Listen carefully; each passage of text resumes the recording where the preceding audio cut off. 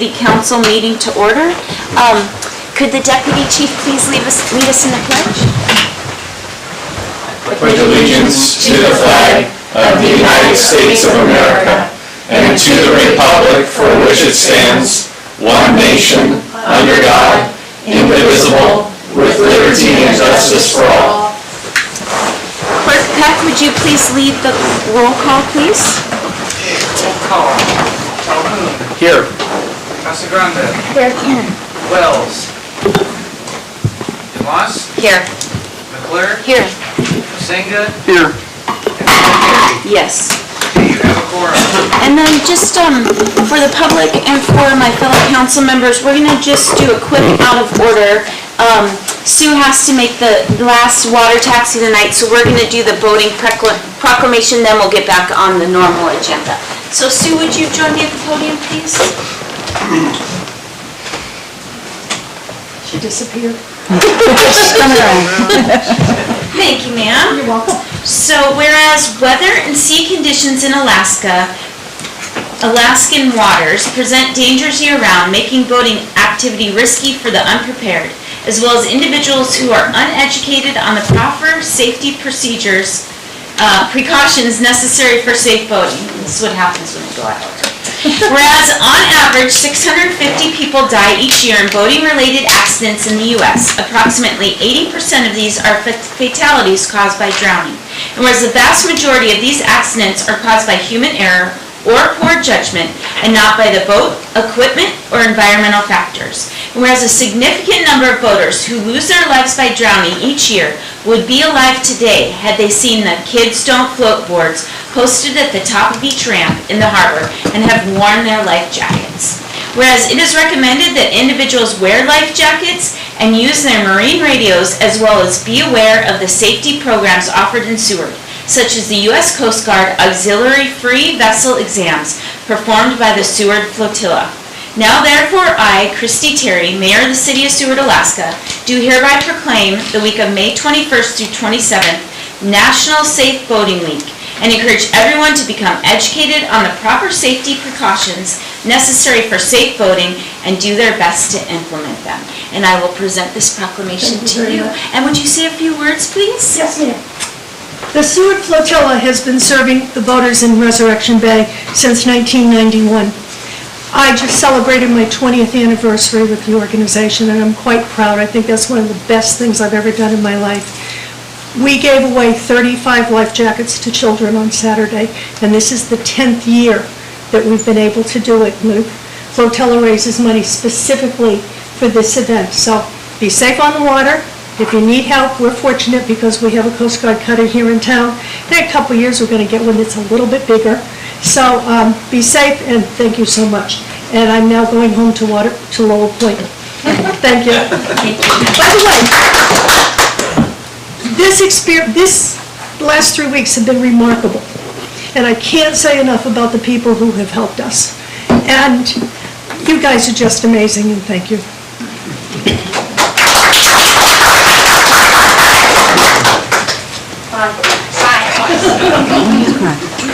Thank you, everyone, for letting us do that out of order. Next on the agenda is citizen comments on any subject except those items scheduled for public hearing, and we do have one public hearing item. Those who have signed in will be given the first opportunity to speak. Time is limited to 3 minutes per speaker and 36 minutes total time for the agenda item. And if you could state inside or outside city limits for the minutes. Clerk Peck, do you have anyone signed in to speak? We do. We have 2 people on the list. The first one is Cheryl Cease. Thank you. Good evening, Mayor and council members and public. My name is Cheryl Cease. I'm inside the city limits. All right. These are Historic Preservation awardees. Mary Tugas. Mary's contributions to the preservation of Seward's history are vast. She has been president of the Seward Community Library Association, SCLA, for 6 years now. However, she served on the building committee for the new library museum project for 7 years previously. She was a driving force in helping to complete the new Seward Library Museum building, which will celebrate its 10th year anniversary this year. The building committee worked during those years raising money and enthusiasm for a much-needed new library and for a modern museum that had much-needed climate control, larger spaces, and a beautiful interior. Climate control is essential for historic preservation. After the move-in to the new library museum facility, the work of SCLA's collection committee started. The boxes containing Seward's historical documents were not labeled accurately in many cases, and there had been water damage to some of the boxes taken from the basement of the old library. Artwork had been stored in closets without attention for years and were dusty and dirty. It has been almost 10 years, and some of the boxes are still untouched while this ongoing work is being done.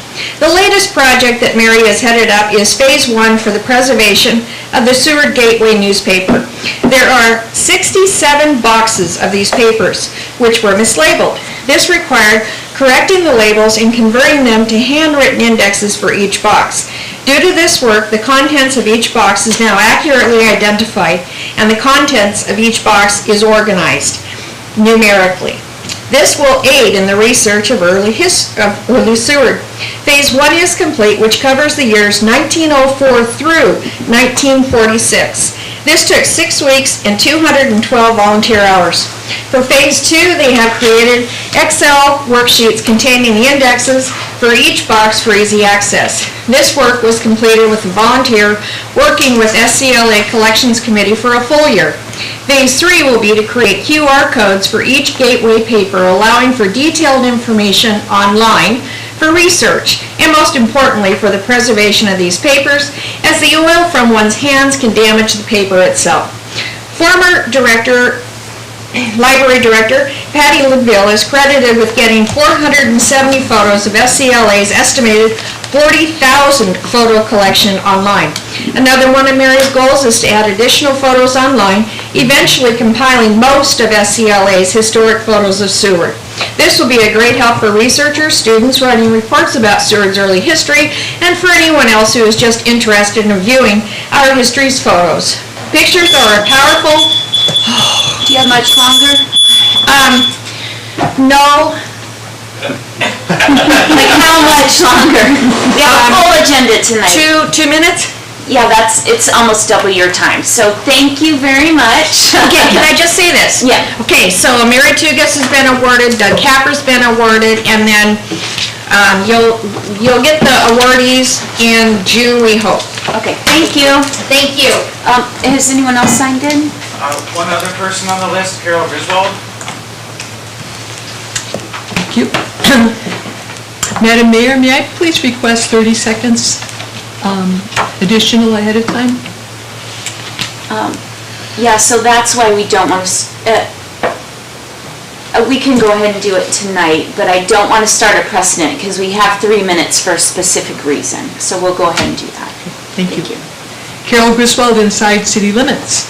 Dear Council, Administration, and Public, buried in the consent agenda under other new business items B3 is the scheduling of a Board of Adjustment appeal hearing of P&Z Resolution 22010. The City of Seward has filed an application for an appeal hearing of P&Z's denial of the rezoning of Hemlock subdivision, aka Forest Acres Campground.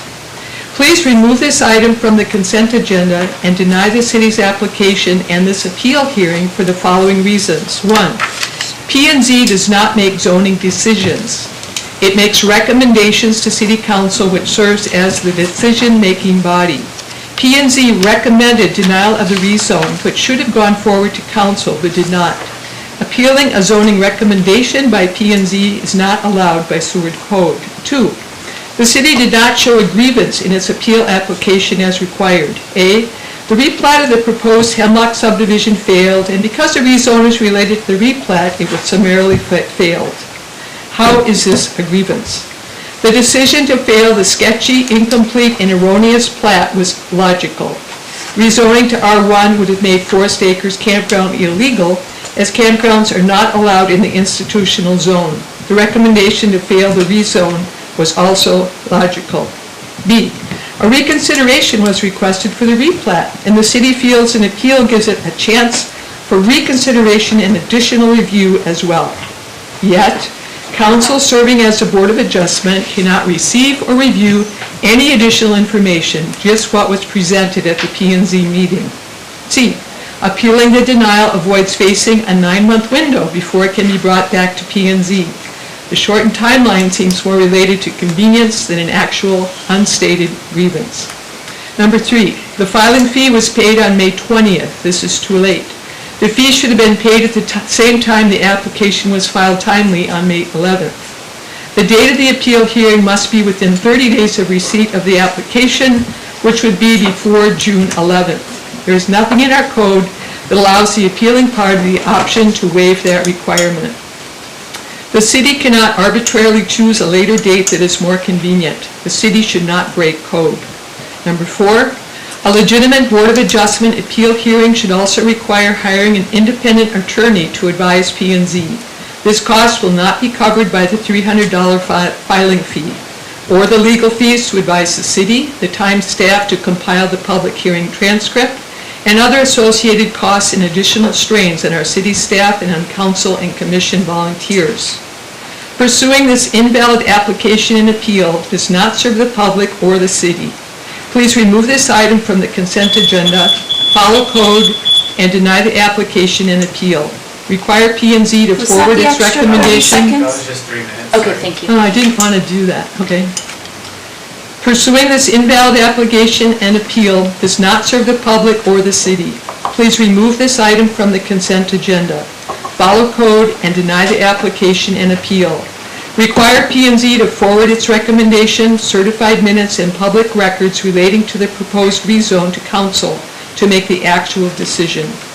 Thank you for your consideration. And no one else has signed in. Is there anyone else wishing to speak? Go ahead. Thank you.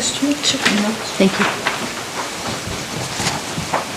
Hi, Becky Dunn, Inside the City Limits. I'd like to thank Carol for all of her research and work on this and echo what she said. And also thank everybody up there for all the time they put into trying to figure out our housing crunches, our housing issue, and everybody on planning and zoning. I also want to point out a hot air balloon. It's what I thought it looked like when I received the email. It's a 21-acre tract right above the schools, kind of hot air balloons over all the schools, that is for sale, to be subdivided inside the city limits within walking distance from the school.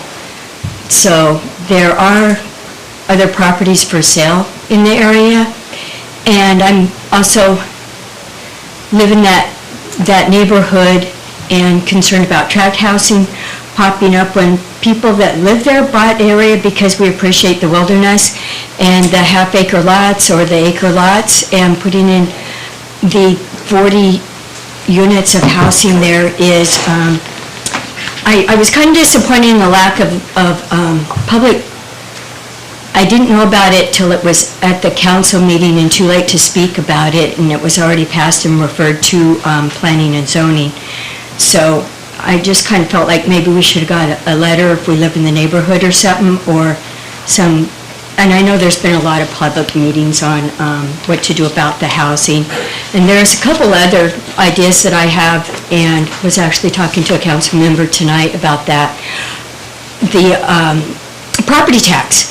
Maybe a forgiveness if somebody rents their whole house or part of their house to a year rental instead of nightly rental. If they're renting it, to extend the $50,000 exemption, you get the first $50,000 exemption of your property tax. I know what I'm trying to say, and I don't mean to confuse everybody. You get $50,000, the first $50,000 of property value you do not have to pay taxes on, only if you live in the house. I think that it would be nice to have that extended to those that are renting their house to year-long rentals, whether it's part of the house or the full house. And I think that was about it.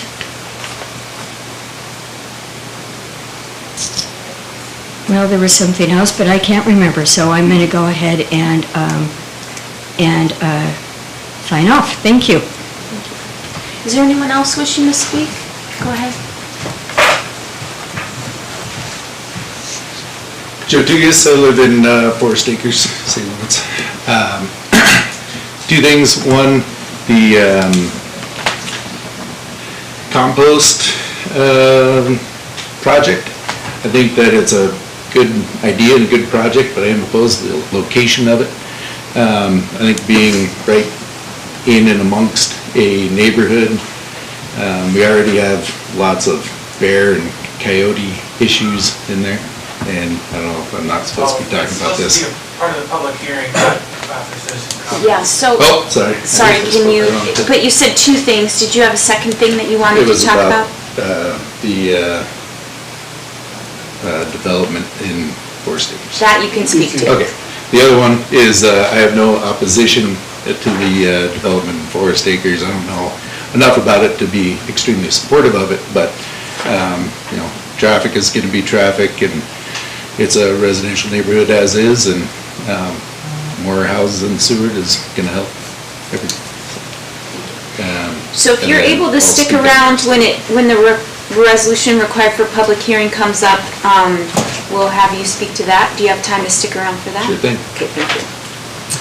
Is there anyone else wishing to speak?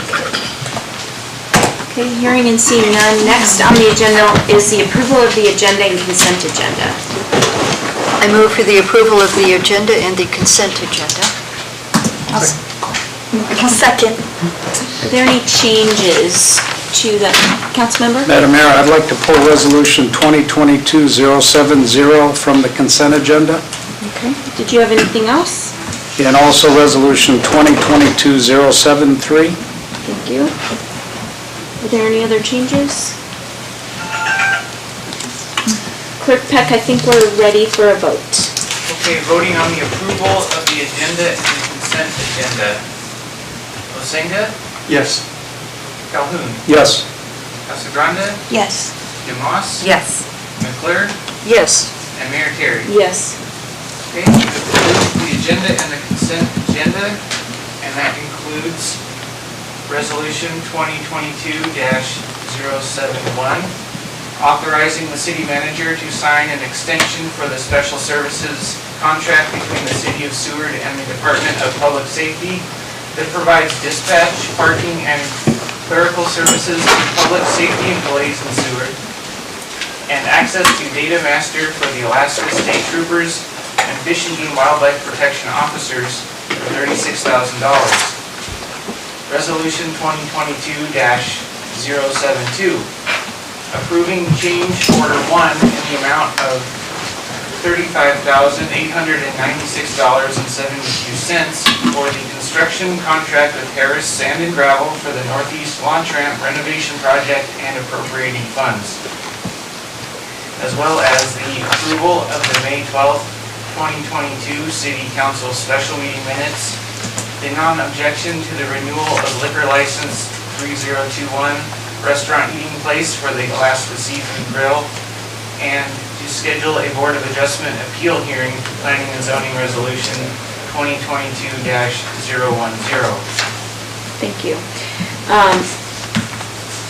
Next, let's go ahead and, did we call for a vote? Did we have a vote on that? Or did we just have a motion and a second?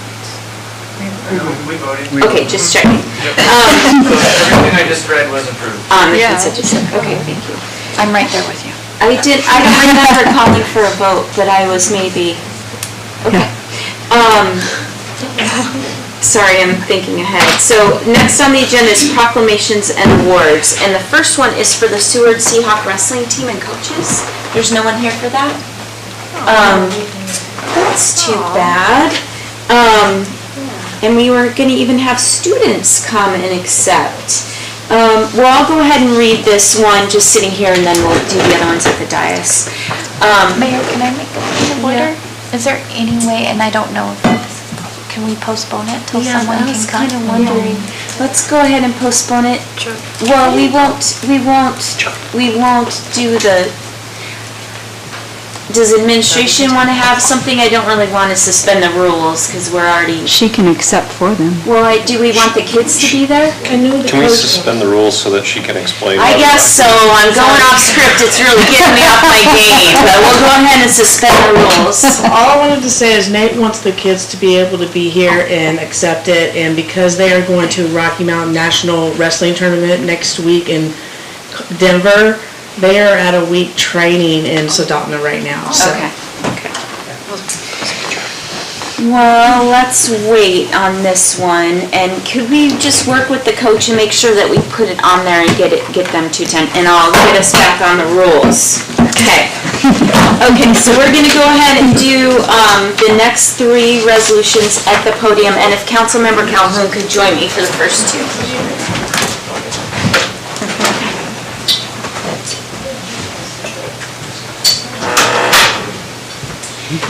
And I just want to thank Councilmember Calhoun to be willing in his capacity as American Legion to accept these today. Thank you. Whereas in May 1868, Union General John A. Logan called for a nationwide day of remembrance to pay tribute to those who gave their lives serving our country, which would officially be designated Memorial Day by Congress. And whereas over 1.1 million Americans have sacrificed their lives in all United States wars, and whereas both men and women in uniform have sacrificed their lives to maintain the security of our great nation and the liberties we hold so dear, and whereas each person who died in service to his or her country was a loved one who was cherished by friends and family, and each death was tragic loss to the community, state, and nation. Whereas we honor our fallen soldiers, our military personnel, and our veterans who continue to serve for the ideals of freedom, liberty, and justice. And whereas we must pledge to never forget the men and women of the armed forces who made the ultimate sacrifice in defending our freedoms, and we must keep faith with all those who have died for our country in the fight for permanent peace and the American way of life. And whereas on Monday, May 30th, 2022, in cities and towns throughout our nation, Americans will join to honor our fallen heroes of our armed forces.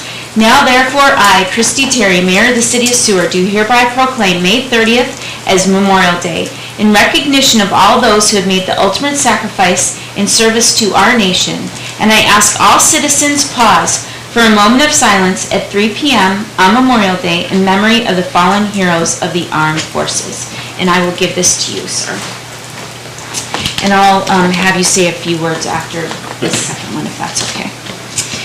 And this one is for Poppy Day. Whereas America is the land of the free, preserved and protected willingly and freely by citizen soldiers, and whereas millions who have answered the call to arms have died on the field of battle, and whereas a nation at peace must be reminded of the price of war and the debt owed to those who have died in war. And whereas at the end of World War I, the American Legion adopted the poppy as a symbol of freedom and the blood sacrificed of the soldiers of war. And whereas the symbolic use of the poppy comes from the poem In Flanders Fields, which movingly begins, "In Flanders fields the poppies blow between the crosses, row on row," referring to the poppies that sprang up the churned up earth of the newly dug soldier's grave over parts of Belgium and France. And whereas the American Legion designated the red poppy as an official flower, symbolizing the blood shed by soldiers who served in our U.S. military, and found it fitting to expand the meaning and symbolization of the poppy. Now therefore, I, Christy Terry, Mayor of the City of Seward, Alaska, do hereby proclaim May 30th as National Poppy Day, and encourage everyone to honor every service member who died in the name of liberty, freedom, and democracy, while also showing their support for living veterans, service members, and their families. Here you go, sir, and if you would say a few words. Well, just want to thank everybody. The community of Seward has always been very supportive of all of the veterans that live here and all the families of those veterans that have passed, male and female. And on Memorial Day, you know, we always have a service at the American Legion Cemetery. I believe it'll be 11:30 this time because the train always comes through at 11:15 and makes a lot of noise. So we'll do that. And just remember, there are different days throughout the year to honor veterans and active duty people. We just had Armed Forces Day on Saturday. We have Veterans Day in November. Memorial Day is the one day where we really recognize all those who have given their lives for our country. And the poppies, the auxiliary has taken that program on quite nicely. You'll see around town cans with poppies, and you can take a poppy and make a donation if you like to the auxiliary. Those poppies are all made by disabled veterans, and the money goes back to help them in their rehabilitation. So thank you very much. Thank you so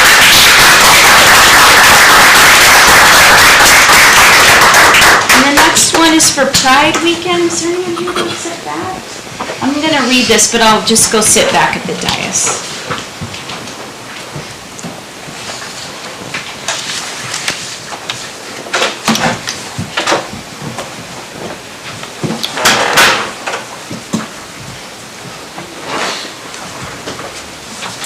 So as whereas the uprising at the Stonewall Inn in June 1969 sparked a liberation movement, a call to action that continues to inspire us to live up to our nation's promise of equality, liberty, and justice for all. Whereas Pride is the time to recall the trials that lesbian, gay, bisexual, transgendered, and queer community has endured, to rejoice in the triumphs of trailblazing individuals who have bravely fought and continue to fight for full equality. And whereas Pride is both a jubilant, communal celebration of visibility as well as a personal celebration of self-worth and dignity. And whereas we recognize the value contributions of LGBTQ plus individuals and reaffirm our commitment to standing in solidarity with LGBTQ plus individuals in their ongoing struggle against discrimination and injustice. And whereas for all the progress made since Stonewall, there are many states in which LGBTQ plus individuals still lack protection for fundamental rights and dignity in hospitals, schools, public accommodations, and other spaces. And whereas these individuals, especially youth who defy sex and gender norms, face bullying and harassment in educational settings and are at a disproportionate risk for self-harm and death by suicide. Whereas we recognize the resilience and determination of the many individuals who are fighting to live freely and authentically, and in doing so they are opening hearts and minds and laying the foundation for a more just and equitable future. Whereas we see you, we support you, and we are inspired by your courage to accept nothing less than full equality. We affirm our obligation to uphold the dignity of all people and dedicate ourselves to protecting the most vulnerable among us. Whereas the Seward Pride Alliance was formed by a group of Seward residents with a mission to provide Seward with inclusive resources, education, and outreach to foster a strong, engaged community of individuals and allies. Whereas in 2019, SPA held its first Pride Weekend, and throughout the first weekend in June, Seward Pride Alliance will be hosting a variety of fun family events where everyone is welcome. Now therefore, I, Christy Terry, Mayor of the City of Seward, do hereby proclaim June 3rd through 5th, 2022, a Seward Pride Weekend. Call upon all the people of Seward to recognize the achievements of this community and celebrate the great diversity of our citizens. And I just might note that that week there's quite a few events, and I think that they have a Facebook page, Seward Pride Alliance, and they'll post all those events on that page. So thank you. Next is the city manager's report, and that starts on page 10. Thank you, Madam Mayor. As stated in the report, I wanted to provide an update on the Low Point Landslide operations, and I have prepared a short PowerPoint, and I'm going to say it's short. It's not all-inclusive of everything that's going on, but I wanted to share it with you. As we know, on approximately 7:40 on May 7th, a massive landslide occurred on Low Point Road. Initial estimates of the slide volume were 40,000 yards of debris. The Public Works Department was in the process of removing rocks from the roadway when the slide occurred. The department, along with a police officer, were on the north side of the slide, and video was taken when the slide occurred. A Low Point visitor was on the south end of the slide and took a video of the slide as it was occurring. We are very thankful for those videos. Through the videos, we were quickly able to determine that there was no one trapped in the landslide and there were no injuries. Without those videos, we would not have been able to confirm that information. At approximately 8:30, the Emergency Operations Center, EOC, was stood up, as we call it, and emergency operations began. Some of the immediate actions taken by the EOC were public communication about the slide, warning notification of trees in the bay, verification of properly functioning utilities in the roadway, south side of the site secured by the police department, and scheduled meeting with Medco for the next morning, scheduled contact with the state geologist, opened an emergency shelter at the high school, I declared an emergency, and the Kenai Peninsula Borough Emergency Manager Brenda Alberg made contact with me. The next day, a site visit was conducted and Medco mobilized to begin work on Monday. I transmitted the drone footage that was taken by one of our residents, also a city employee, to the state geologist, Deanne Stevens. And I met with Deanne via telephone and then later we back and forth via email. Brenda Alberg arrived in Seward and she worked with me on the emergency processes and filing proper paperwork. Miller's Landing began their water taxi services as well. I'm not going to go day by day through this, but this is the initial beginning points here. Monday, May 9th, Medco began working on the slide, creating a ramp to get to the top of the slide area, and contact with the blasting and scaling services. We contacted them for blasting and scaling services.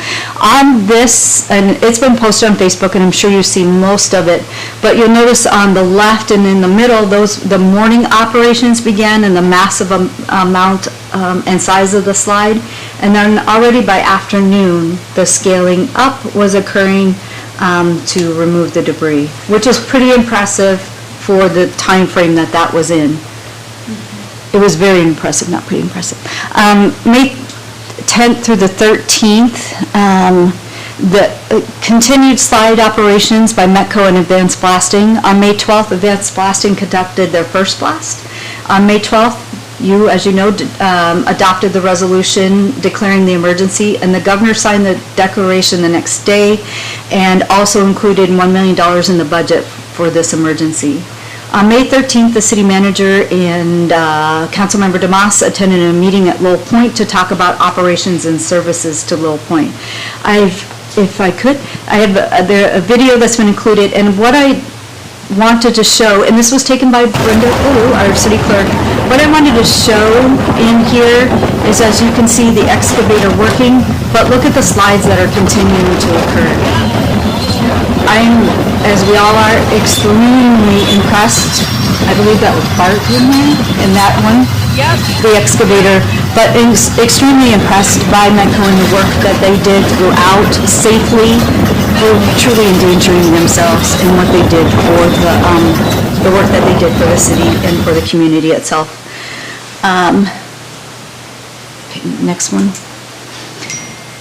Throughout the emergency, the city worked in partnership with the borough and state. A unified command was formed and meetings held at 9 a.m. and 4 p.m. each day, and those are continuing. The borough coordinated water taxi and vehicle removal services for Lowell Point residents to date, and actually that was, I think, yesterday's. 117 vehicles have been removed, transported from Lowell Point to Seward. A big thanks to Miller's Landing, Harris Sand and Gravel, and Aurora for their services on the Lowell Point side. The Alaska Railroad has permitted parking, and we really appreciate their partnership. The parking is available for Lowell Point residents and their visitors, and shuttle services are provided by Seward City Tours, and we thank them for their flexibility. The times have been continuously changing, and they are really helpful in meeting that demand for tour shuttle services. There's a lot of text on this, and I apologize for that, and I know you're not supposed to do that on a PowerPoint, but there was a lot to say. Mitch Miller, he is with DOT, he's a Central Regional Geotech engineer, evaluated the current slide area, and the area that we refer to as the middle slide. It's the area between the current landslide and the landslide that occurred previously to the south. We call it the middle slide area. The report, he prepared and provided a report, and it indicates the current slide was mostly caused by a vertical tension crack that gave way. The report also indicates the same type of vertical tension cracks in the middle area. Barrett Salisbury, who has actually worked with us on tsunami mapping as well, who's with the Alaska Division of Geological and Geophysical Surveys, studied the two areas, and Mr. Salisbury also indicated a tension crack in the current slide area as well as tension cracks in the middle area. State geologist Deanne Stevens voiced concern about the middle area and recommended removal of the area. Ms. Stevens stated that although there is a heightened possibility of the slide in the middle area, removal of the area could be a planned event, allowing for life safety issues to be addressed through the emergency declaration. And I'll just pause on that a little bit. There have been, right from the beginning, concerns about the middle area, which is why I talked to Deanne that next day to see if that was going to slide as well. We didn't know right off the bat about the tension cracks. We didn't know that. And one thing that was always of concern is when advanced blasting came and they started their blasting operations, would it trigger that middle area? As you know, it did not trigger the middle area. And because of that, I also indicated the need for, they all indicated the need to view LiDAR information, which we do have now. Elevate completed the LiDAR work, and the data is being transmitted to those agencies. They will analyze them and give us more information, but in speaking with the state, this middle section will be addressed under this current emergency, no matter when the time frame is for that to be removed, that middle section. And of course, there's more data still coming in. It's still being evaluated and being communicated. Each of the experts voiced concern over large rain events. Due to the uncertainty of the slide area, current slopes, there may be a need to close the road during these events. This option will be explored at a later date and will be well communicated to the public. We just don't know right now what a large scale rain event would do to that area, so we're going to be watching it and take all safety precautions. Next one. Okay, so where we are now, this is an important part. Funding, the governor's disaster declaration secured reimbursement funding for the city. The actual level of funding is still being determined and what will be reimbursed. At one point, we were told 70% would be reimbursed and the city would have to pay 30%. The state, Brian Fisher, and he's with the state military, and he's got a long title, and he is working on the funding. He'll work directly with FEMA to hopefully 100% reimbursement for the city. We will have to pay all the invoices up front, and finance and the Carmen Jackson firm have verified the available cash flow to do so. Road opening enclosures. Thanks to the hard work of METCO, Advanced Blasting, and numerous others, as of today, the road is planned to be open Friday at noon. The road will remain open until Tuesday, May 31st at 8 a.m. At 8 a.m., the road will close until 5 p.m. to allow Advanced Blasting to continue their work, and METCO if necessary. The road will be closed between 8 a.m. and 5 p.m. on Tuesday, Wednesday, and Thursday. The area will be reevaluated to determine if the road will reopen on Friday and remain reopened. Please note this is all subject to change, but this is the plan as of today. Water taxi and bus shuttle. I wanted to add this for Lowell Point residents. The free water taxi and shuttle bus will continue when the road is closed. It will not be running when the road is open, but will anytime it's closed. However, water taxis will still operate their individual schedules, so if they choose not to use the road, they can pay for the ride by water taxi by calling, and then the number's up there.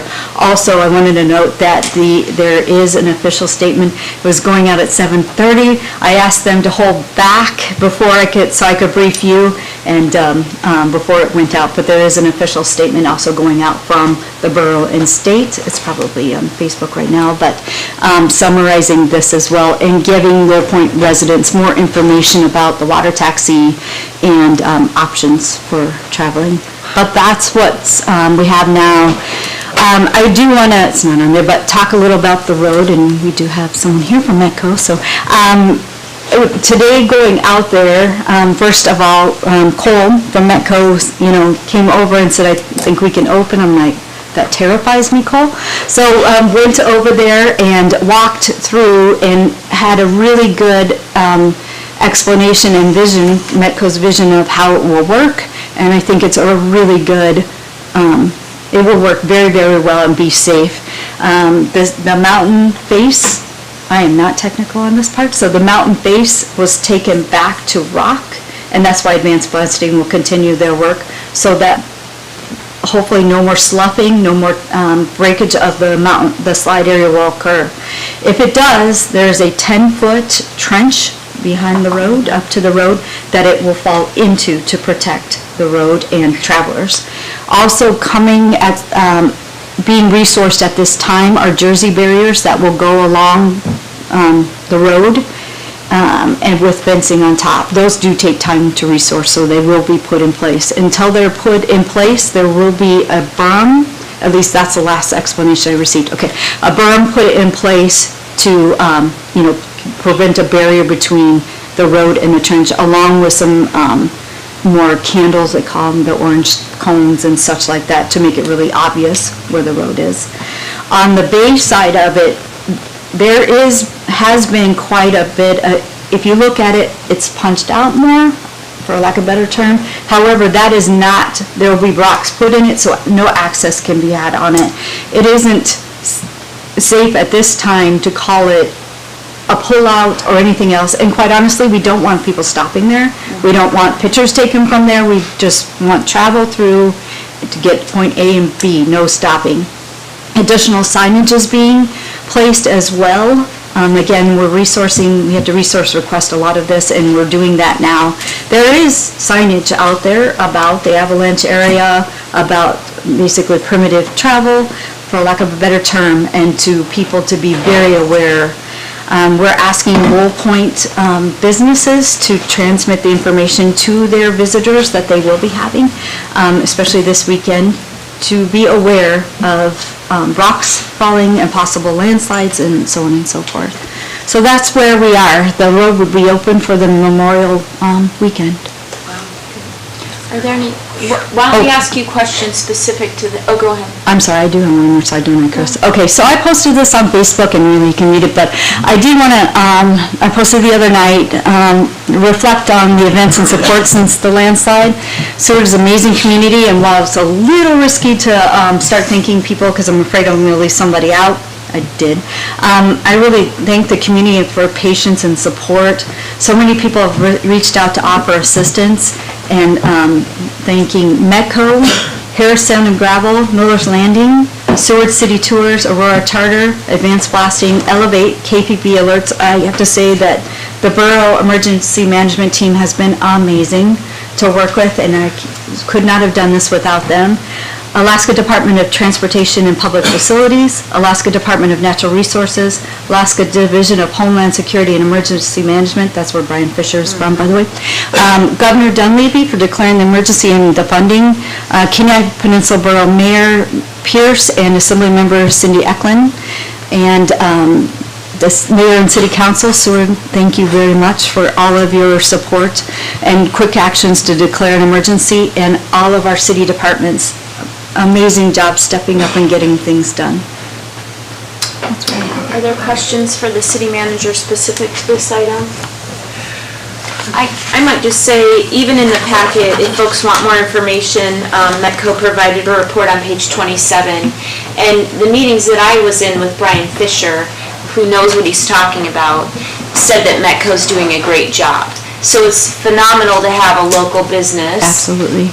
Being able to step up and provide this level of work at that slide, so that's helpful. So and within 24 hours being mobilized, and the equipment was here in Seward. The state had even said they could not resource that equipment in the same amount of time.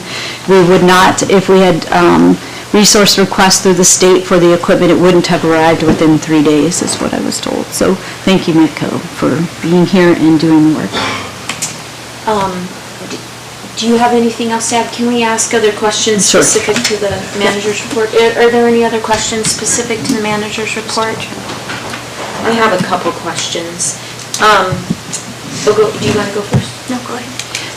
So I know that the administration is working with the clerk's office to get a Port and Commerce Advisory Board meeting together at the request of the ad hoc committee. And I'm not sure you guys have an update today, but just to let, okay, just know that you're still working on that.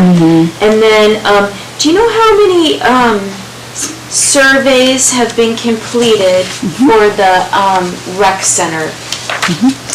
There have been 380 responses. 55% are Seward city residents, 45 non-residents. Seward Journal is coming out with an article on Wednesday, and the contractor Victus will leave the survey open for one additional week because of the article that's coming out. It'll close on June 1st, and our plan is to, when the article comes out, of course, share it far and wide to get more responses. Great, perfect. That's what I wanted to hear. Thank you. And then I just have one more thing I want to bring up specific to all of council, just to see if there's any objections.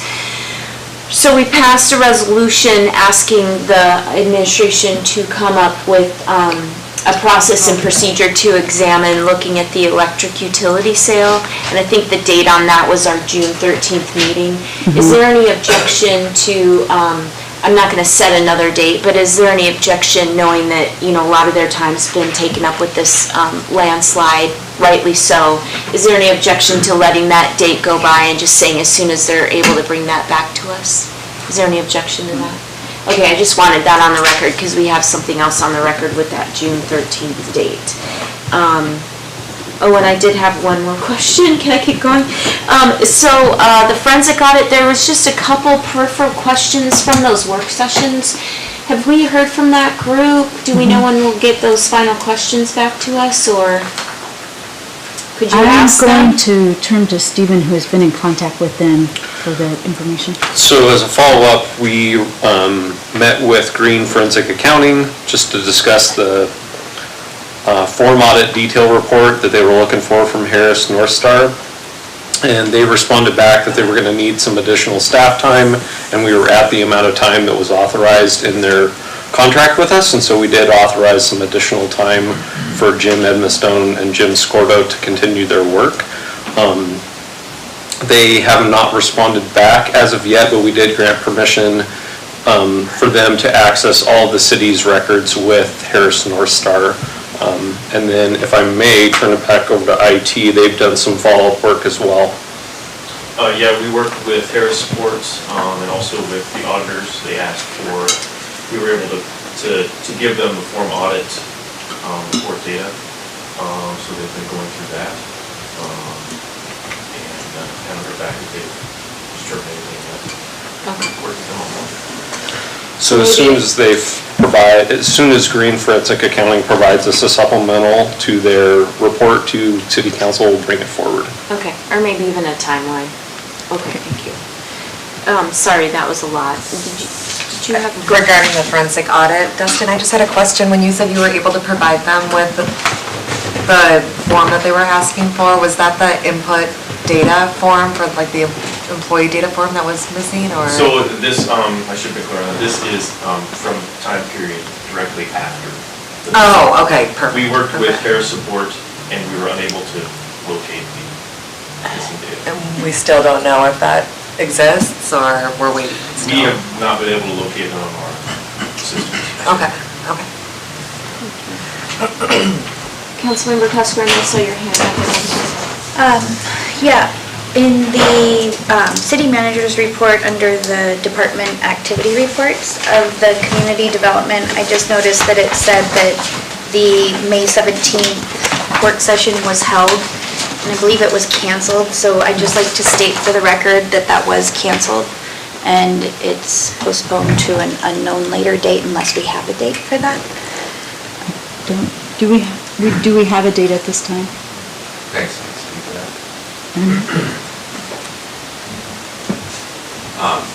Yeah, it is. We are going to be looking at rescheduling on the 14th, and we have had one short-term rental work session thus far. So this will be our second one. We're looking at having it the 14th. June 14th. Thank you. Just to follow up, do we know when we'll know for sure?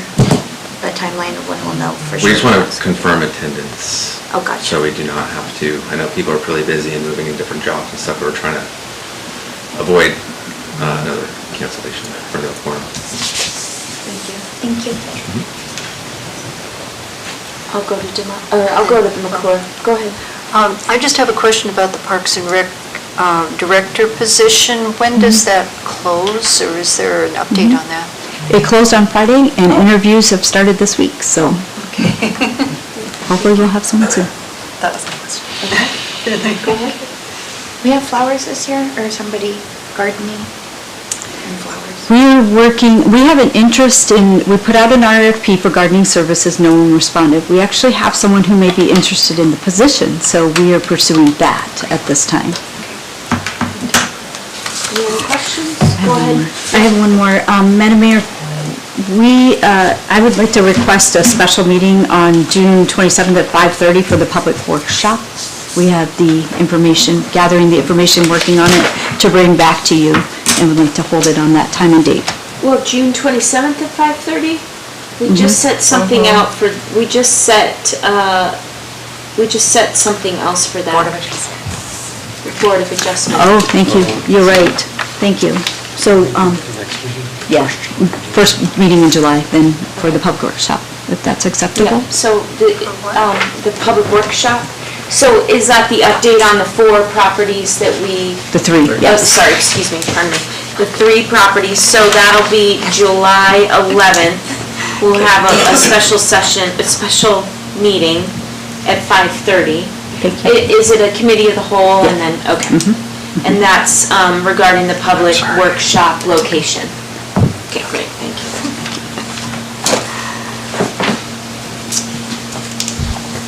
Anything else? Nope. Great. Next on the agenda is presentations. Seward Wilderness Compost Project presentation by the Seward Wilderness Collective.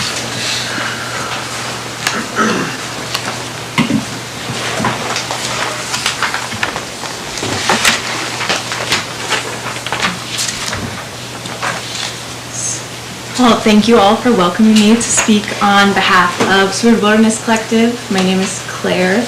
You might see me around town working at the farmers market, working on boats, or out guiding hiking tours. I have a background in community organizing, specifically surrounding climate resilience and food justice. I'm here to request use of parcel 1440-3082, located at 2617 Maple Street for SWC's pilot composting project. So we'll start with SWC's mission. SWC began in 2019 with the idea of cultivating connection to the natural world, empowering community resilience, and inspiring collective climate action.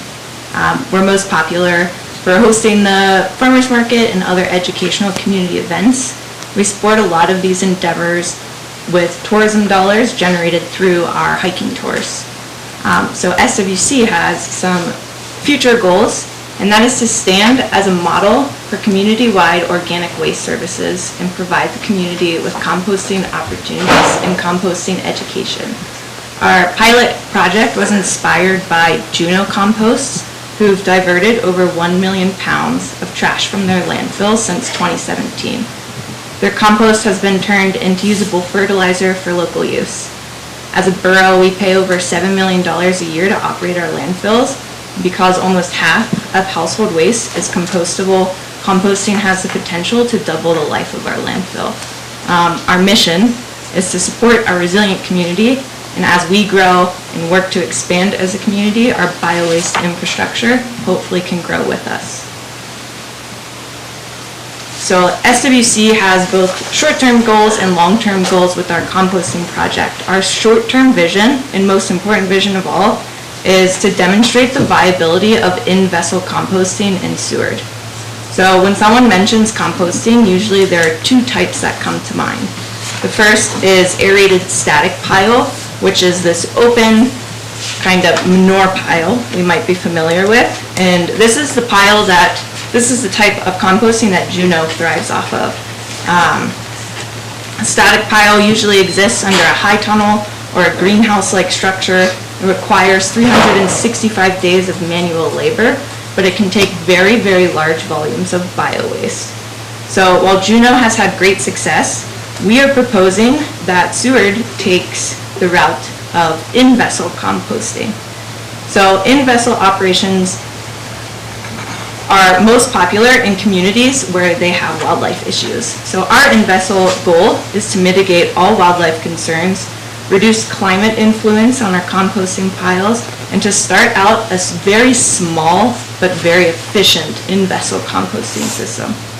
So in-vessel operations involve feeding organic materials into a locked and sealed drum. These closed vessels allow complete control of the environmental conditions of the compost pile, which include controlling the temperature, the moisture, the airflow, the smell, and the accessibility to the compost. The vessel can vary in size and capacity. The in-vessel systems we're looking at are rectangular, not much larger than the size of this podium.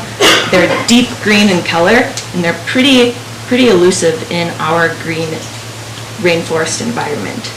So our goal is to work with Green Mountain Technologies to source materials for multiple in-vessel systems, each capable of composting 285 gallons a month.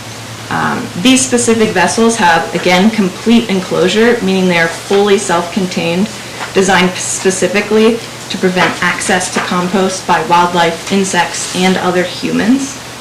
There's one access port to these vessels, which is equipped with port latches that can be locked to keep humans and critters out. These vessels are also compatible with pallet jacks and fork trucks, meaning they can be moved at any time with the appropriate equipment. They're not fixed in the ground. In the long term, we hope that a small composting program could eventually turn into a community-wide and help lower our transfer station's demand.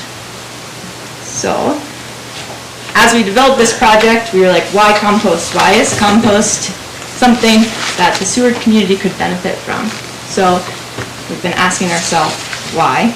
As a community, we feel the limited spaces available, limit for residential development, construction, infrastructure, agriculture. So many facets of our community are at capacity right now. Our landfill is no exception to that. As we continue to see increasing population and visitation, we will see our landfill fill at a faster rate. So many towns and cities have turned this idea inward to seek and understand the life cycle of goods and how that's impacting local inhabitants. We too must consider this. How can our landfill's life be extended? So this is an economic question as much as an environmental one. Community-wide composting has the ability to reduce our landfill waste anywhere from 30 to 50%. Reducing bio-waste in our landfill will not only extend its life, but reduce the amount of methane in our trash pile is emitting. So why do we compost? Well, composting allows waste to become a resource. It closes our agriculture and food loop, and it diverts biomaterials from landfills and supports a greener, growing community. So our plan, if granted the lease, our pilot project, will begin building in-vessel systems by hopefully fall. Community composting operations are modeled after Juneau Compost and a similar structure to Res Recycles. Seward Compost will employ an SWC employee to go around on a weekly basis and collect residents' compost bins, which will be sorted and compost at the site described in our in-vessel stations. As of now, what composting can be accepted in vessel systems does not include meat or fish, and so those would not be disposed within this closed system, and that would then be diverted back to the landfill. Once our vessels have been circulated and ready to be used, we hope this program will provide fertilizer to community members, Garden by the Bay, anyone else in need of fresh soil.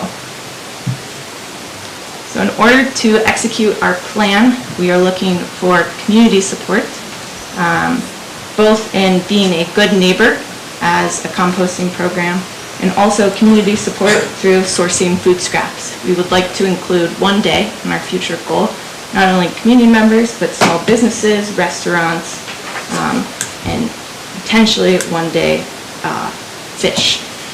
So the next form of support we would need is on-site support, and this would be included through an SWC employee.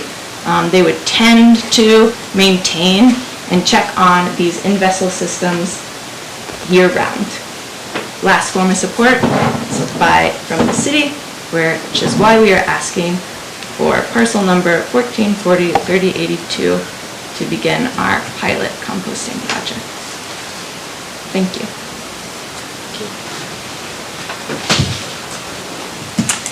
Do you have a question? Did you have a question? Oh, I think, yeah, several. Go ahead. We'll share around.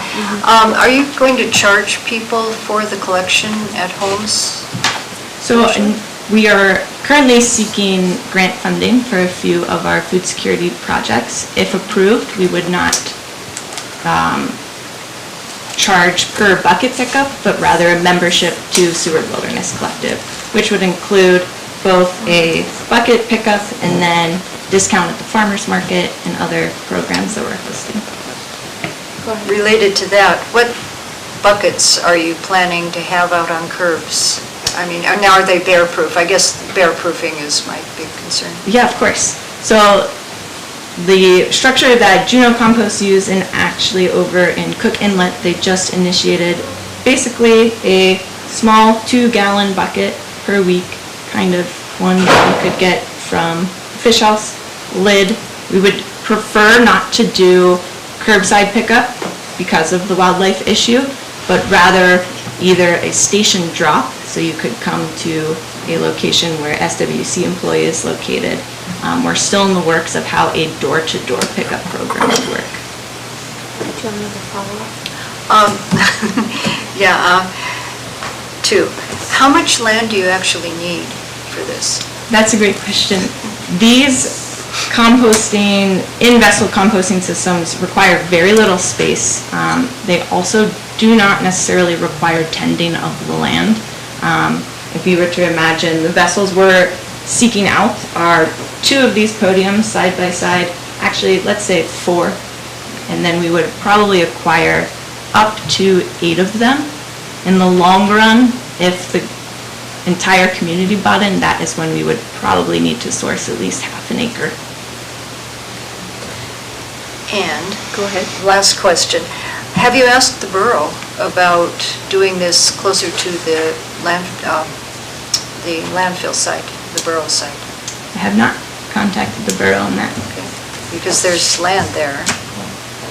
Because if it doesn't take that much, so just curious. Thank you. Any other questions? Thank you so much for your presentation. Thank you so much for your time. Next on the agenda is resolutions requiring public hearing. Resolution 2022-069. Clerk Peck. Okay, I'm going to read this one into the record. Resolution 2022-069. A resolution of the City Council of the City of Seward, Alaska, approving a lease for the land use agreement of parcel number 1440-3082 located at 2617 Maple Street with Seward Wilderness Collective in support of pilot project Seward Compost, and authorizing the city manager to reduce the lease payment requirements for the Seward Wilderness Collective Seward Compost. And I need a motion and a second. I move for the approval of Resolution 2022-069. I'll second. And then turn to administration for your presentation. And that begins on page 36. Thank you, Madam Mayor. I'm going to turn to the Assistant City Manager for that information. So just wanted to thank Claire and her team for providing the information on how the program would work. This has been a topic that Trent brought up probably a year ago plus, and we talked about this project. City administration really feels like this project ties in with what Garden by the Bay is doing. As we all know, soil quality in Seward is not the best, and I don't think most people are aware that over 95% of the food that's consumed in the state of Alaska has to be barged up. So when you think about the fact that the Port of Alaska could fail, which we all know that it's in dire straits, anything we can do to boost food security in our community, relieve stress on our landfill, and get people more involved in living more of a healthy subsistence lifestyle is a really, really good idea. In the conversations that administration has had with the project owners, it sounds like they're going to do everything they can to mitigate the wildlife issues. And I can tell you from personal experience, when I lived in Juneau, I wasn't even aware of this project occurring 3 blocks away from where I resided. So if it's handled carefully, I can tell you from personal experience, it's nothing but a positive impact on the community. And then with regard to the reduction in the lease payments, so we did not conduct an appraisal. However, based on the assessed value at 8% of fair market value, which has been the city's practice, you're looking at approximately $2,312 in loss as far as lease payments. We feel like this project is giving back to the entirety of our community, and we support moving forward. So I'm going to go ahead and open up the public hearing. Is anyone signed in for the public hearing? We have 2 people. The first one is Trent Gold. We'll have those signed in speak first, and then there'll be the opportunity for others. Go ahead, sir. Hi, Trent Gould in City Limits. I thank you for your time and your energy and your consideration for this project. When I think about Seward, I think about living in a place that supports sustainability, purposeful tourism, and a place where we are working hard to care for one another, and I think that starts with our soil. I think that growing vegetables is a human right, and we don't have soil that everybody can do that. Seward Compost is like inspired and motivated to bring that to our town. When we first brought the idea of a Seward Farmers Market to the city at some point was like, oh, I don't know, maybe, maybe not. Like, these are not original concepts. We have seen composting programs bring incredible growing opportunities to towns. We've seen farmers markets do incredible things to communities. We care a lot about this place, and we're really excited about having the opportunity to develop this program. We hear and recognize the wildlife issues. We're going to take that very seriously. We guide in areas that are crawling with bears. We understand wildlife. We understand the importance of caring for that wildlife, not just for our sake, but also for the wildlife's sake as well. We also recognize that, and I really appreciate what you had to say about the impact on the land. We are going to try to do this in the least impactful way possible, where if at some day we need to pick up and move to a bigger site because this is such a popular program, we can do that, and you won't even see us leaving tonight. So I so appreciate your time and energy. We're here to answer any questions, and we thank you for your consideration. Next signed in. Next signed in is Lori Landstrom. Good evening, I'm Lori Landstrom. I live outside the city limits, but I work inside the city limits. I'm a gardener, I'm a borough taxpayer, I'm chair of Sustainable Seward, and I compost at home. I've had brown bears in my backyard. I live in the Bear Lake area, and they have come by my 3 compost containers. They've knocked the lids in, but they have never dug into my compost piles. I don't put protein in my compost piles, so I think that makes a big difference personally. You heard Claire talk about how they're not going to accept protein in this pilot project. I also believe that the in-vessel system is going to take care and mitigate the wildlife issues. I am in support of Resolution 2022-069. I collect my kitchen scraps on my counter, and I don't have flies, I don't have smells, I don't have a closed compost bucket in my kitchen like a lot of people do, and I don't have smells or issues. Again, I don't put protein in that collection pile.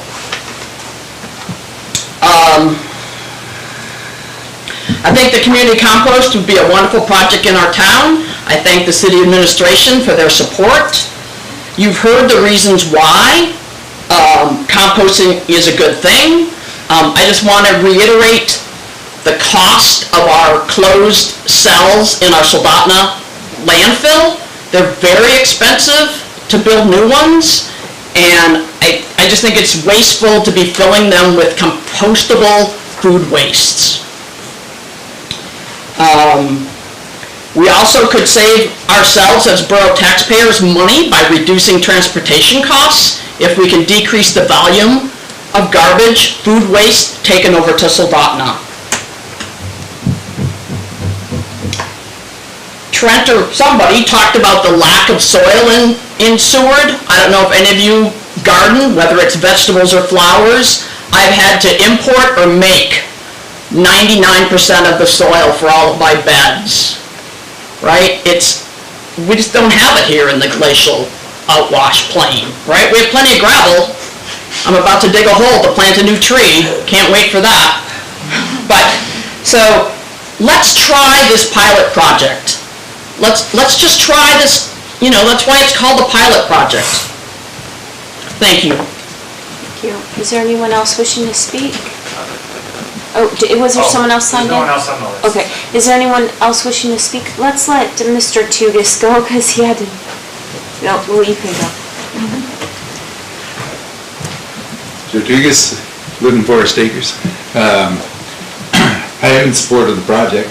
I'm not in support of the location for it. Being in a residential neighborhood and with the wildlife issues part of it, as well as just the traffic flow of everything working and the space needed. I do think that doing a pilot program working with the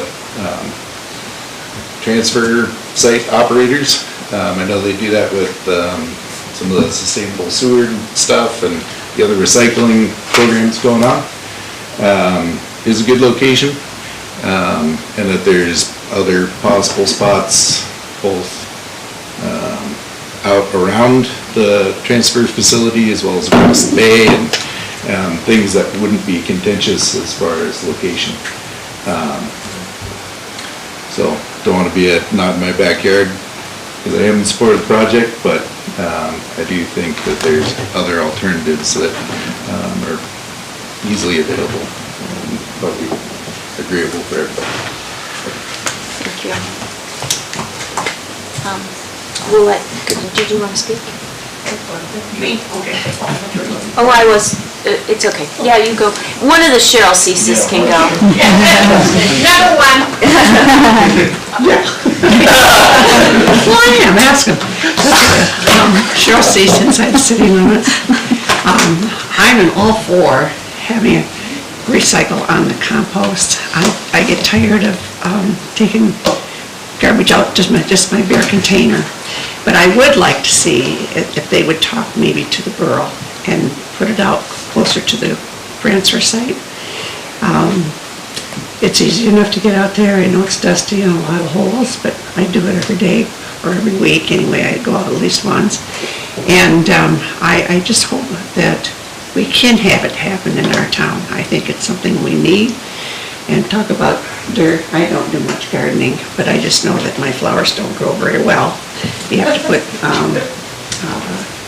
fertilizer on them, what little bit I have. Anyway, so maybe that is something, if I'm sort of bored of the project, but possibly if I lived on Maple Street, I might not want it either. Thank you. Thank you. Trustees? Number 2. Cheryl C. City Limits. I just want to say that when we first moved here, we were totally shocked to have to pay $800 and some to get soil here from Anchorage. So I am all in favor of creating some composting, because my garden needs it too. Thank you. Is there any? Can I just speak to the borough conversation? Actually, That's okay. yeah, we can suspend the rules, or we could bring it back on, and administration could let them speak. But okay, so we'll get back on the rules, because everyone has had their opportunity for public testimony, unless there's anyone else wishing to speak, and then we can ask questions to administration, and they can pull in other folks to help them answer. So I think there is a question pertaining to the conversation with the borough. Yes. So I don't know if you can answer that, or if you need to talk to.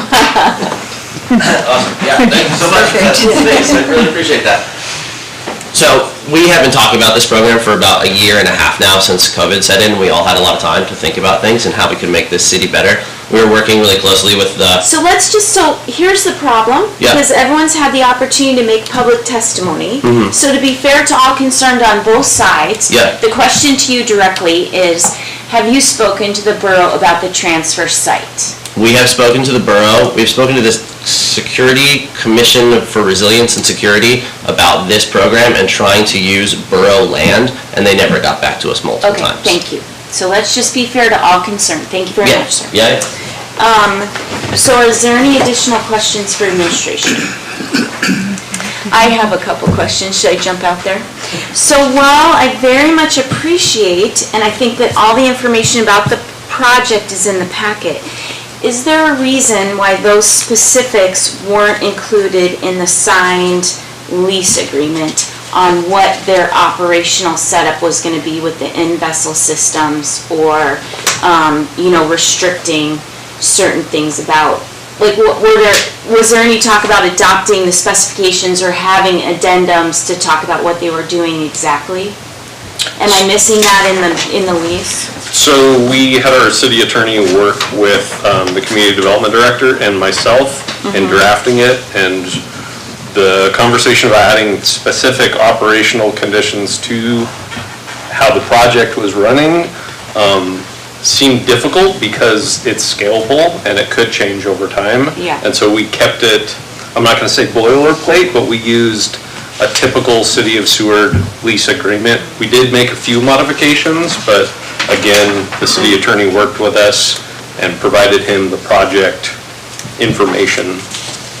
I don't know if that answers your question or not. It does. I mean, it just adds to one of my concerns, where we're getting this presentation, which sounds great, but in the lease, there's no recourse for the city if they stop doing in-vessel containers or have another, like, they would still be following the lease, but it wouldn't be what our expectations is. Do you have a question? How long is the lease for? It's 10 years with an option to extend for an additional 10. Go ahead. If we wanted to amend the lease, would this be the appropriate time, or would we ask to come back with amendments in a lease? So the problem is, in my opinion, is that it's signed, so leases are negotiated, so that would have to be done at a different time than at the meeting. And then I should have asked this question before, but what's the zoning of the lot? So I would want to have a clear answer today that this is allowed in the zoning code. So, I mean, we can take a break, or we can, if there's more questions, we can, go ahead. Can I call for a 5-minute recess? Yeah, we can do a 5-minute And then we could find that out. Well, let's check and see if there's any other questions that might need to be researched. No. Okay, so we'll come back at 8:25. Unless... Did you have another question? I was just gonna ask, I mean, you were talking about changing it, but we can terminate, either party can terminate this lease? I mean, I don't understand it says it in the provision there, that The 30 days. termination thing. If this is approved, I mean, and complaints start being too much, is there a way we can, I mean, I know it's a 10-year lease is really long. So, I mean, is there an option for us to get out of this?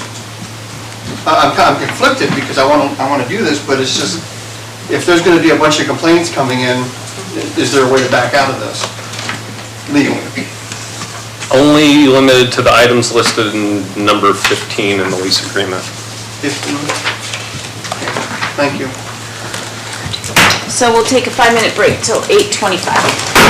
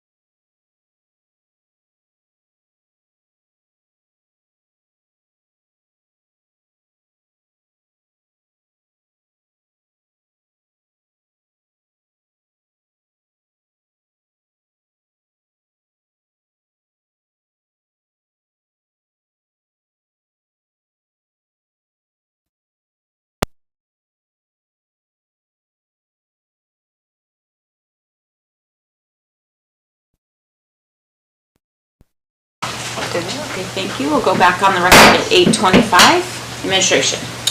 And I'm going to turn it over to the Community Development Director. So the lot in question is zoned resource management, and thank you for giving us some time to look at just double check the outright permitted uses, which include agricultural, greenhouse, nursery, commercial nursery, and recycling. So those are all outright. Okay. Thank you. Thank you. Any further discussion? Go ahead. I'll say a couple things. Love the project, obviously. I think it's great. I think that's what most people think. I know that there's been some discussion about the wildlife, and I really appreciate the response, the thorough response to that, because I had questions about it too. And I think that, just personally, I know the owners of this company, and I know that they're the most responsible people when it comes to managing situations like that, wildlife issues. I have faith that it will be operated responsibly in that manner. I think that we live in an area where, regardless of where they do it, wildlife is potentially an issue. It has to be, responsible people in a responsible project. Yeah, there's bears in town all the time. There's bears in the alleyway and our dumpsters all the time downtown. Maybe this will help mitigate some of that, by getting some of the food away from the restaurants. I think that, and a lot of people have compost piles in their yard. You might not even know it. Like, there's probably people on Maple Street or in Forest Acres that have compost piles just in their yard. I think that's all I have. I think I support this project. I would like to see it take off, and I think that I trust the admin on the piece of land that they picked, and I absolutely trust the company, so I'm going to vote yes. Are there any other comments, Councilmember? Yeah, I'm fully in support of the project. I'm not married to the location, simply because of other issues that we have in the city with land and the use of our land and the disposition of it. I don't think there's a problem with the smell or the attraction of animals. I just dug my hand through 3 different compost bins on Saturday, and there was of different types, and there was, there's no smell, there's no issues with that. That's not a concern for me. I do appreciate the comments from the community people that contacted us about those concerns. I think they've probably been mostly alleviated tonight. I just think maybe there could be a better location that doesn't tie up that big a piece of property for 10 years when that size of property may not be required for quite some time yet. It's a great project. I agree with everything that they want to do with it. We use compost in our own, household, so not a bad thing at all. I just think maybe a different location or a shorter lease on that piece of property as opposed to 10 years would be a preference for me. So based on the fact that we're voting on a lease for that property, I don't think I'll support this. Any other comments? Go ahead. I'd like to make a motion to postpone this resolution, and if I can get a second, I'll have discussion. Okay, if I may? Go ahead. I highly support this project, and it's very brave of Councilmember Calhoun to speak up, because I'm kind of looking around the dice like I don't want to be that guy. But I do want to see it go forward, but because the group was not able to get a hold of the borough, I'd like to ask our administration to get a hold of the borough. I'd like to see this postponed until we get either a yes or a no from the borough. And then maybe, I think I hear from the dais as well, that maybe a shorter term lease as well, if it does, if the borough does say no and it comes back, a shorter lease to be considered as well. Go ahead. You took the words right out of my mouth. I was going to suggest the same thing. To support the people, and there were quite a few that were concerned about the location, and the fact that there wasn't a confirmation or discussion with the borough, if we hear, I'm totally in support of this too, and you've answered all my questions perfectly about my concerns and people's concerns, except for the location part. To postpone it until I mean, we should be able to hear one way or the other by the next meeting. And maybe, I don't know how you adjust, if you come back with a 5-year lease or something like that, we could discuss that. But I just also wanted to say, my parents on 4th Avenue, when they bought the house in like 58 maybe or something like that, it was just horrible rock in the back, and over the years, many, many years, that was 58-ish or so, they hauled peat from the peat bogs over on the other side and built up an amazing garden that even now my brother's been, keeping up, and it took a long time. So yes, there's a definite need, and my son has a compost out there, and it's stinky, and I realized, well, they do put meat products in there, and so that's, stuff like that, and that would totally explain that thing, and that was one of my concerns. So I'm very much in support. I'd just like to agree with the postponement, just to have that question answered, I think primarily. Any other comments? Go ahead. And I also support the idea of postponing, and I think one of the things that can happen with this postponement, I think there can be,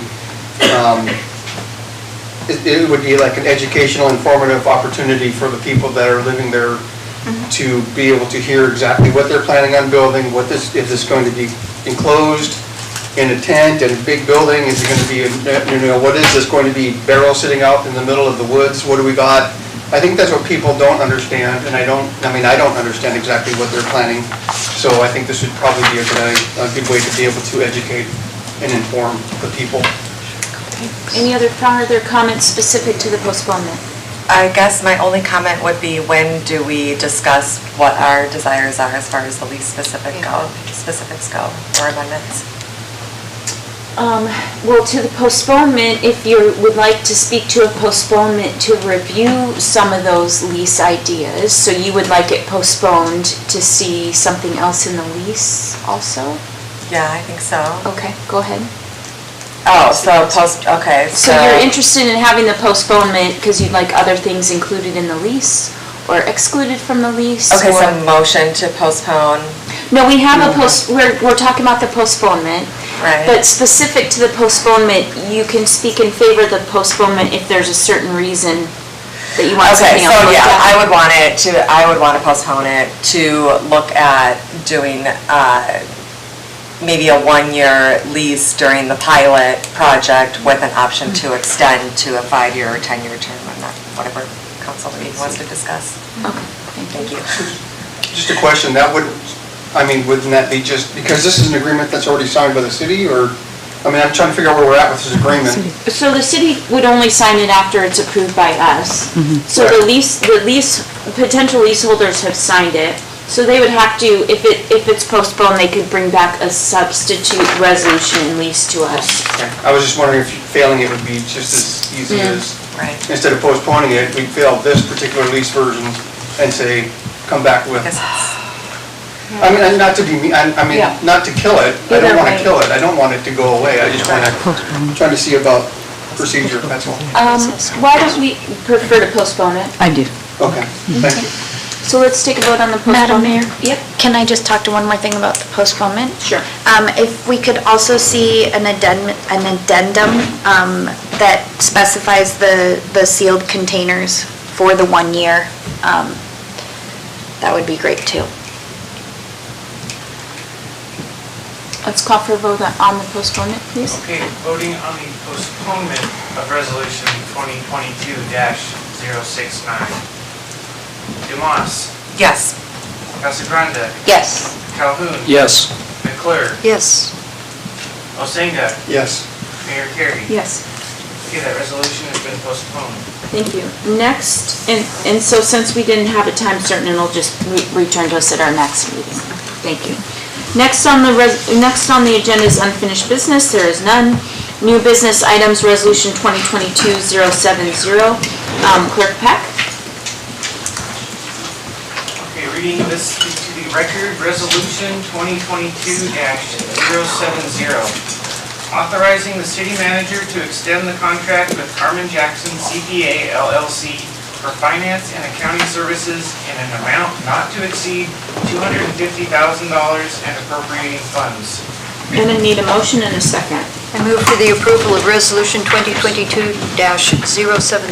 I'll second. And if council could turn to page 53 of their packet, and we'll turn it over to administration. Thank you, Madam Mayor. Earlier, let me see, let me check this time frame. Okay. In December of '21, the council approved entering into a contract with the Carmen Jackson firm for financial services. And at that time, an amount of $125,000 was appropriated. I just want to say that was an estimated amount and not knowing exactly what the cost would be.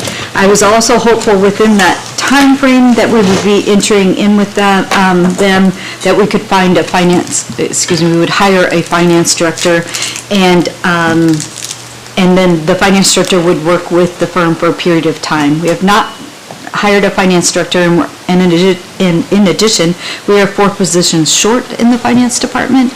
So they are doing a lot of other duties as well to fill in the gaps in the finance department, which is the reason for the added expense. Thank you. Are there any questions for administration, or did you want to start up, Councilmember? Well, the reason I pulled that from the consent agenda was just for an explanation for everybody on the difference in the amount, how we doubled the estimated cost, because we do have to be, responsible for the city's funds, and that was the explanation that I was looking for, is why there was the additional amount.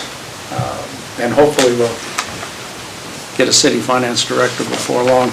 In understanding what the positions that were short, and we did hire one recently, which is nice. I just felt that people may want an explanation on, like, wait, first 6 months was 125, now it's 250. What's going on? Thank you. Good point. And so go ahead, Councilmember DeMoss. I guess I didn't really have any questions on this, but have we talked to them about more of a longer-term contract potentially at a better rate for ongoing services, since we, as long as I've been here, haven't had a finance director and continue to have issues? No, I can reach out to them about a longer term. Initially we're hoping for a period of time that wouldn't be extensive, and we are getting the longer term. So I can reach out to them about that. So just to clarify, this contract will bring us through the end of this year. So potentially within the budget discussions, if we'll retain their services for next year, maybe there's some negotiation to be done with I think as we define what they're doing for us, which I know they're doing very helpful things. And we've talked in the past also about contracting out some of those services. So maybe that can be part of that discussion. Yes, and I will talk to them about the contract. And I might just say in the council packet, page 60, kind of a breakdown is interim finance director services will be ongoing in nature, and the monthly estimated fee is between 10 to 20,000, but it's not a retainer. It's specific to hours billed, so it won't be expensed unless they've actually billed the hours, which is also, okay, thank you. Is there any other discussion? Clerk Peck, if you could call for a vote, please. Okay, voting on the approval of Resolution 2022-070. Lucinda. Yes. DeMoss. Yes. McClure. Yes. Casagrande. Yes. Calhoun. Yes. Mayor Carey. Yes. That resolution has been approved. Thank you. Next on the agenda is Resolution 2022-073. Clerk Peck?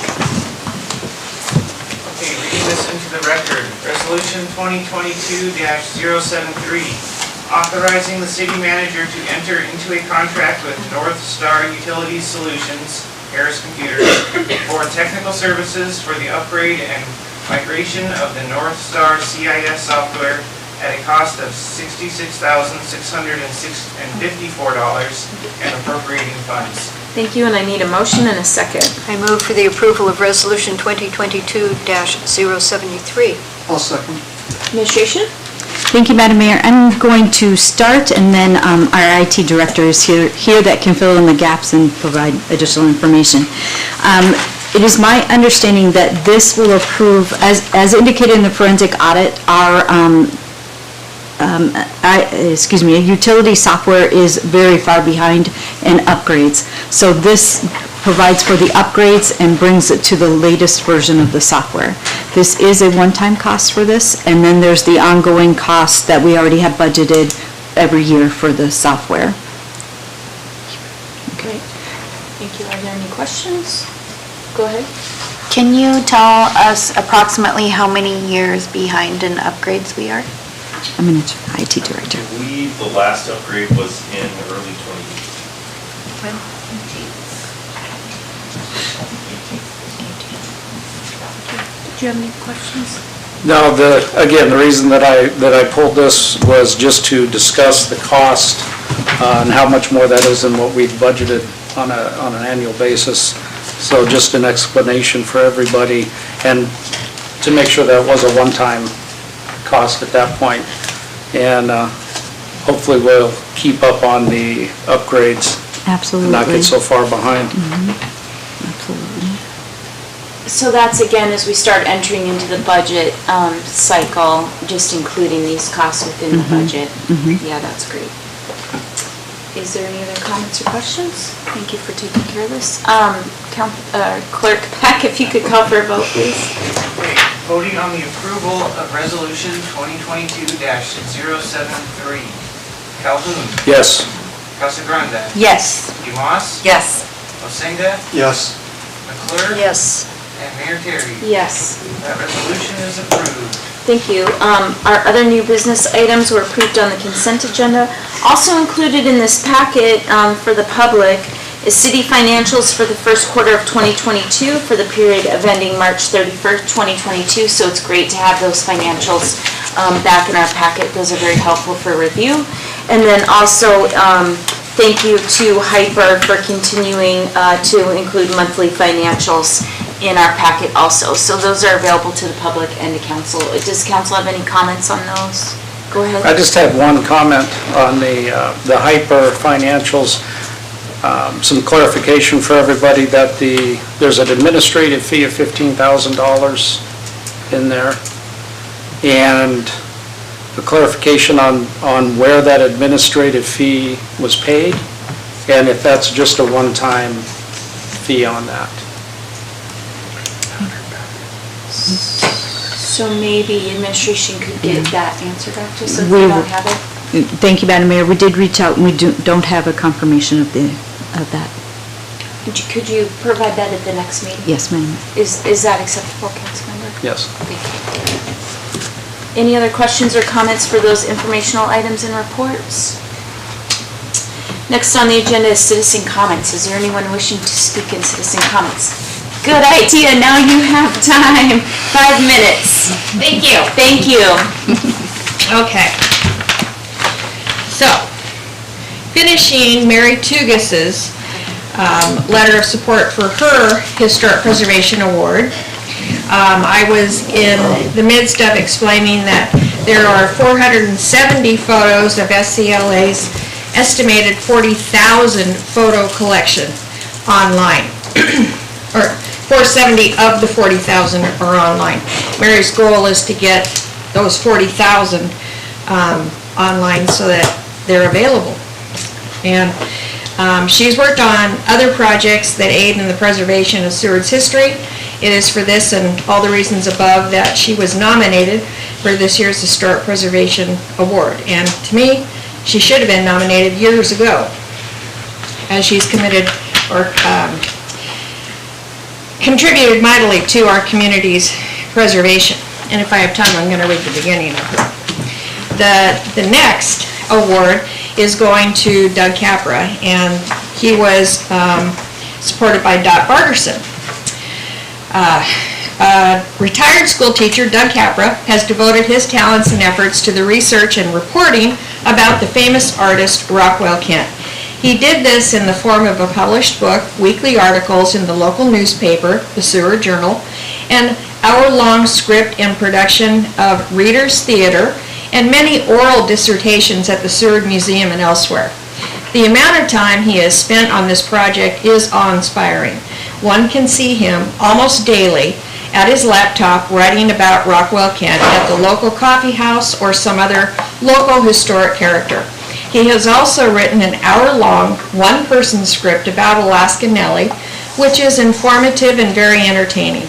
It is based on research he has done to bring her to life. This play has been performed by 3 different actors. I believe there are other historic researches. He has the ability to follow through in his effort to share historic information to the general public.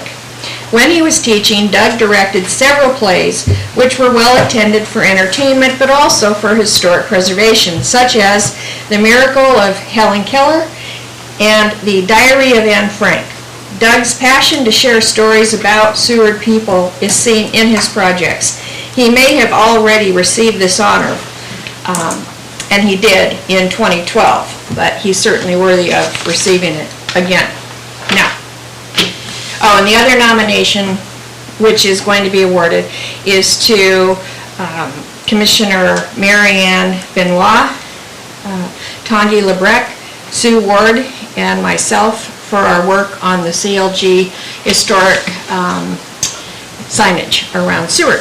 So, I just wanted to share the beginning of Mary Tugas. Mary Tugas was born in Kodiak, Alaska, and is part Alutiiq. Her grandfather, Christian Leet, was from Norway and came to Alaska on a whaling ship. His family were farmers. Her grandmother, Alexandra Gaguoff, was a local Kodiak family and were Russian and Alutiiq mix. Grandfather Christian succumbed to an accident and died when her father, Harold Leet, was an infant. His mother passed away suddenly when he was 10 years old, and for approximately 4 years he lived at the Jesse Lee Home for Children. This was around 1941 or during the outbreak of World War II, when the Army moved the Jesse Lee residents out of the home for their own use of the buildings. Mary graduated high school in Kodiak and went on to UAF, where she met her husband, Tom. I felt it was important to read these tonight as it is National Historic Preservation Month, and our awards will be forthcoming in a future date. So, thank you very, very much. Thank you. Is there anyone else wishing to speak? Hearing and seeing none, next on the agenda is council and administration comments and responses to citizen comments, and I'll start off with administration. I don't have anything further, thank you. Thank you. Councilmember Cascarano? I would like to thank Chair Cheryl Cease for her passion in historic preservation and her service for being the chair of a very motivated, productive commission that did some really amazing things in the last year. Of course, to Doug and Mary for both all their community service. And I would also like to thank Tenge, Lebret, I'll probably butcher these names, Sue Ward and Marianne Benoit, thank you, as well. I know a lot of times history can be a really hard thing to get others excited about, and these commissioners have really brought a lot of joy and excitement to me personally about history. Having old buildings, I've always thought they were cool, but they've definitely helped me see really how cool it is, and digging even deeper, not just the buildings alone, but also the plants and the people, and it goes deep, so thank you. Thank you. Councilmember? Yeah, just a couple of things. To say thanks to some folks. Thank you to all the volunteers that helped out with Armed Forces Day. We had a great hot dog feed at the Harbor Master's office, and it was a lot of fun, great weather, and a lot of good people there. Obviously, want to thank everybody involved with mitigating the slide. You know, I think it almost goes without saying, but we don't want to not say it. Metco's obviously done a great job, all the water taxi companies and everybody, the administration, all the department heads. I know you're all tired, and, but we appreciate all the effort that you've put into that. So I want to say thanks. I want to give a congratulations to Sharon Ganzer. I believe she was awarded as one of the Volunteers of the Year for the state, if I'm not mistaken. And so that's very nice for Seward to have that here. She does a great job with the activities she's involved in. I know the food bank, for one, is one of the big ones. So great job there. Obviously, to Mary Tugas and Doug Capra and the others. And I want to thank the council for showing us sometimes to do business the right way, we have to slow down just a little bit and make sure that we are being as fiscally responsible for the community as we can, and it takes government a little time sometimes, but that's not always bad. Thanks. Councilmember. I'd just like to say, I'm really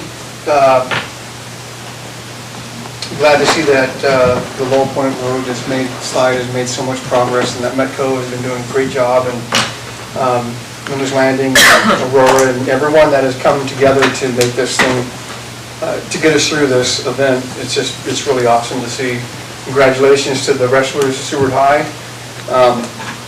And this is like our 3-day weekend coming up this next weekend, so everyone be safe out there. Good reminder, thank you. Councilmember? Yeah, I would like to say thank you to administration on working on the slide. I know that it's just been so consuming, and I appreciate all the other work that you're getting done in addition to that. I had some really nice compliments from the organizers of the Mermaid Festival, saying that they really appreciated the department heads helping them just getting the parking lot ready and such, and it was just super, super helpful, especially Doug in Public Works.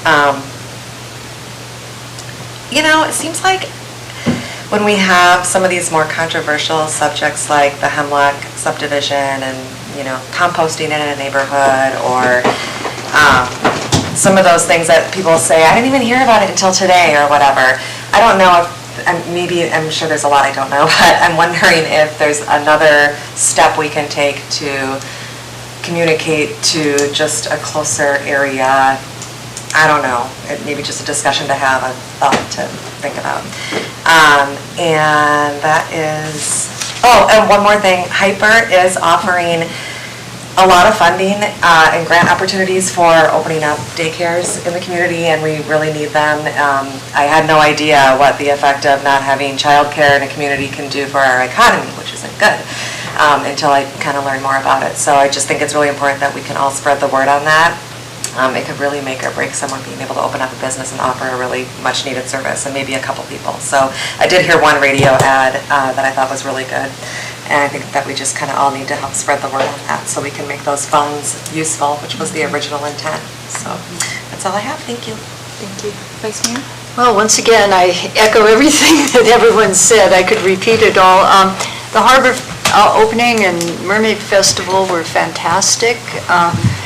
It was well attended, and just, it was a big weekend in Seward. It must have really helped out a lot of businesses, I'm assuming. It was good to see people safely enjoying themselves, and for once it was not icky weather. It was really very pleasant. And the hot dogs were wonderful at the Armed Forces.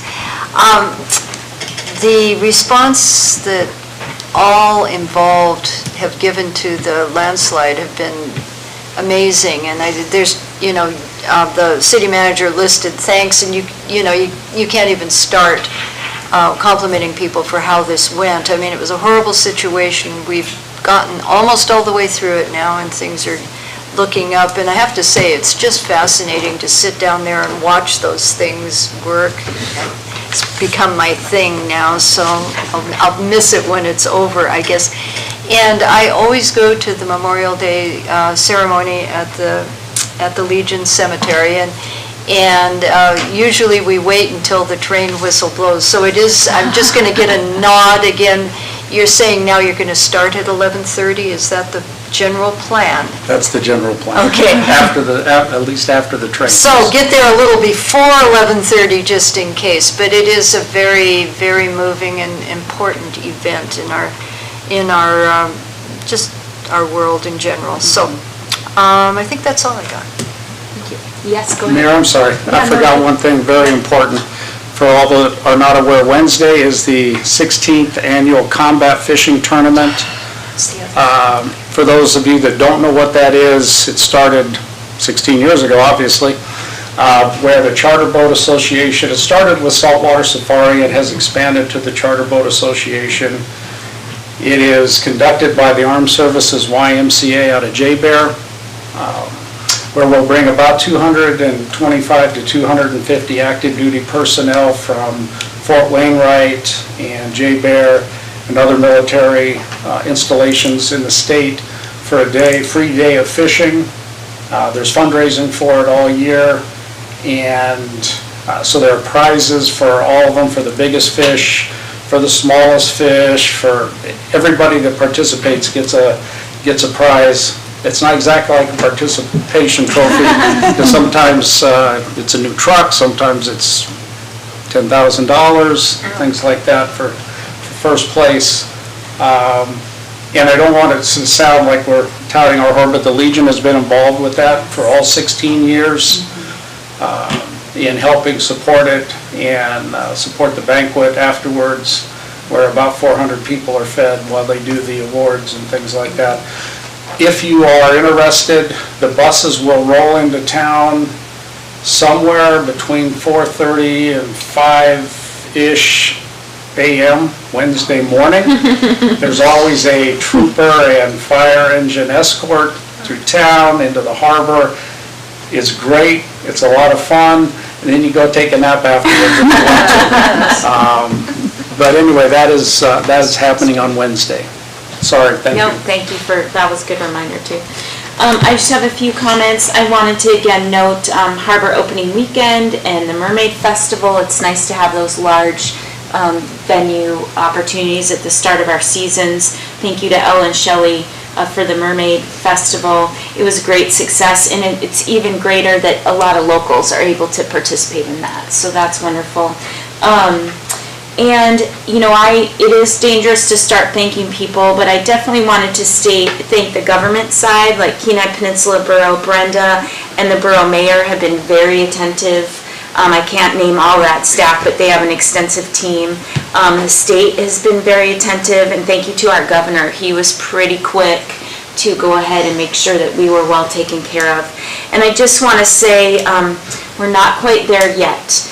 So let's just be extra kind to our Lowell Point neighbors, and if we hear of a need, let's try to fill it, because those folks have been, you know, it's not just an inconvenience, there's been some real suffering there. So I think we've been all very, very willing to recognize that, and we just need to keep that attitude through the total road opening and then, you know, subsequent closures. So we just need to be extra gentle and loving and helpful to our Lowell Point neighbors. And then I did have an announcement. I did let administration and council know, but I want to let the public know that I did get a promotion with the Alaska Railroad, and through this summer I'll be working in Seward and out of Anchorage. We plan to relocate as a family to Anchorage later this fall. So this summer will be a time of transition where I'm finishing out my duties here, starting the new job in Anchorage, and then not fully relocating to the fall. I plan to continue as mayor for as long as I can during that transition time. I believe that as long as I continue to check in with the clerk's office, I'll check in with the dais, check in with administration, and, you know, really follow the code to serve as mayor as long as I'm a Seward citizen. And if that's, you know, if that changes, we will definitely, you know, I'll definitely come back and tenure my resignation. But I plan to remain a Seward citizen. We're not changing our residency until the fall. We will be putting our house on the market, but we're expecting that, you know, to be quite a long transition. So I just wanted to let the public know as that information is coming out. And with that, I will adjourn at 9 o'clock.